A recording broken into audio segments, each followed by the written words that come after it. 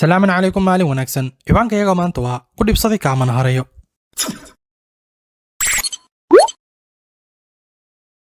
kala duwanaanshaha fahanka iyo dabeecadda ay dadka iska leeyihiin waa mid caadi ah oo ugu talgalay Allihii abuuray isku dayaaga inaad ku qasabto dadka inay u noolaadaan ama ay ahaadaan sida adiga doonaysid waa doqonnimo fashilantay marka aadan ka helin habdhaqan qof isaga tago ka fogow ilaa xaq uma lihid inaad ururiso gafafkiisa iyo ciladihiisa maadaama aad dibsanayso aadan ka helin Allihii koonka abuuray ayaa wuxuu ka yiri dadka asiga inkiray oo ku abaaldarnaaday meelal far badan oo ka tirsan aayadaha quraanka isaga tag ilaa maxkamadooda ayaa waxay taalaa qiyaamaha shaqadaada maaha inaad dabgasho howlasha iyo falalka dadka kale ilaa Allihii abuuray ayaa wuxuu ka yiriba la idinma weydiinayo wax ay sameynayaan wariyaha markuu soo tabinayo soo gudbinayo dhaqdhaqaaqa iyo safarada falalka madaxweyne wadan marmarsidiisa ayaa waxay tahay in uu shacabka u soo muujinayo xaqiiqada dhab ahaanta ee qofka xukumaya uu yahay balse adigoo caadada ka dhigta inaad dabagasho dadka maxay tahay marmarsiidaada marka aad barbaarayso dhaqdhaqaaqa farxada murugta gafafka horumarka qof oo aad dibsanayso qofkaas aan la lahayn wax xiriir ah wadanka maamulkiisa oo uu yahay qura qof ka tirsan shacabka way iska caday inaad dibsanayso qofkaas aad ururinayso noloshiisa hadday cagsi jiri lahayd waad kaag dhawaan lahayd si niyad wanaagsan adigoon wax dhib u geysanba balse waxaad macmacaansanaysaa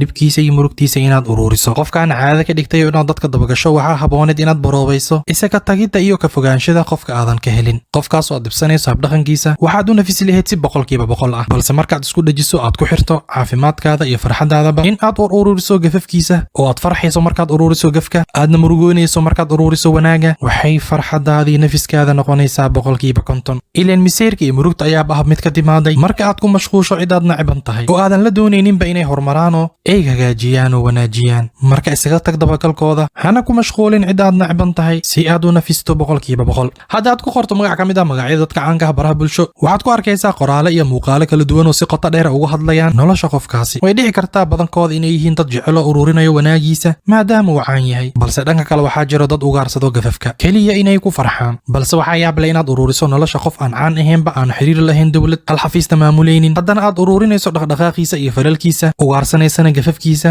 kaliya inaadan ka helin isaga fogow walaal sida alla kuugu yiriba isaga fogow si aad u nafisto isaga fogow si uu u dareemo inuusan ahayn qof muhiim ah ilaa markaad ku mashquusho aad dabagasho ayaa adiga ka dhigaya inuu yahay qof muhiim ah qofkaan caadada ka dhigtay inuu dadka kale noloshooda dabagalo ayaa u arkaa inuu yahay qof buko xanuunsan ilaa noloshiisa ayuu wuxuu ku xiray inuu ururiyo nolosha qof kale ee yaraanteeda iyo weynaanteedaba oo maskaxdiisa ku xareeyo waxaase ka yaab badan qaarkood intaysan ku helin wax gafa waxay ku diyaarinayaan gafaf mararka qaar ayay kugu dandaansanayaan dhibaatooyin iyo shanqaro xooggan oo ka timaado xagga dariska ama inay ku soo diraan qof ay oo kale u shaqeeyo ama inay waxyeeleeyaan bahantidaada si ay u barbaaran falcelintaada deedna u qoslaan dhowr daqiiqo waxaan hore u maqli jiray tukulish timir gaari waayey qaraar buu yiraa tukulishka inay ku daydaan ayaan u fiican oo qof kastoo dhibsanayaan ay gaari waayaan inay iska dhahaan waa qaraar oo ka fogaadaan maalin wanaagsan salaamun calaykum